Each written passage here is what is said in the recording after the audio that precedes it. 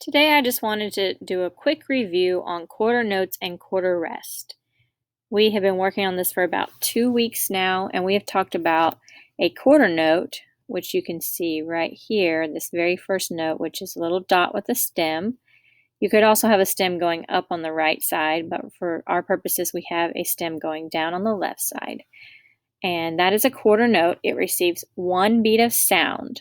Every time you count a quarter note, your toes should be tapping down and up, down and up. That's giving it 2 pulses, which is the downbeat plus the upbeat, and 1 beat. So again, a quarter note receives 1 beat of sound. Then we have a corresponding rest, which also receives 1 beat, but instead of sound, a rest gets 1 beat of silence. So if we look over here at this squiggly, I sometimes think it looks sort of like a 3 or a sideways M. That is called a quarter rest. Every time you see a quarter rest, you're going to count that beat in your head only, okay? You're going to count that beat in your head. So again, quarter notes, quarter rest, that's going to make up our sound and our silence. The music that you see in front of you is written on 5 lines and 4 spaces. The 5 lines and 4 spaces that you see in front of you is called a musical staff. We learned that on the very first week of school, musical staff, 5 lines and 4 spaces. And we also learned how to read treble clef or bass clef based on a few sayings.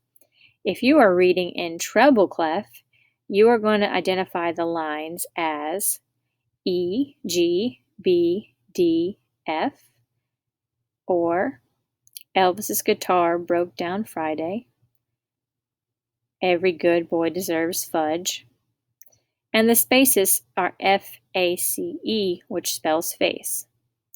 If you're reading bass clef, you are going to read the lines G, B, D, F, A. Grizzly bears don't fly airplanes is the way to remember that. And the spaces would be A, C, E, G, all cows eat grass.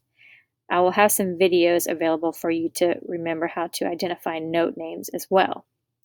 The last vocabulary word that we need to know today is this little line right here in between these measures.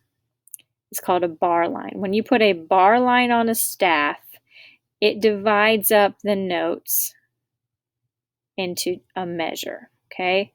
And when we're counting this, we always start with 1, 2, 3, 4, and the bar line tells us to go back to count 1. 1, 2, 3, we rest on beat 4, we have another bar line, and we start over. So this was just a quick review on reading music. The vocabulary words that you need to know for this video are the word staff, measure, bar line, quarter note, quarter rest, beat, and pulse. If you have any questions about these, please let me know.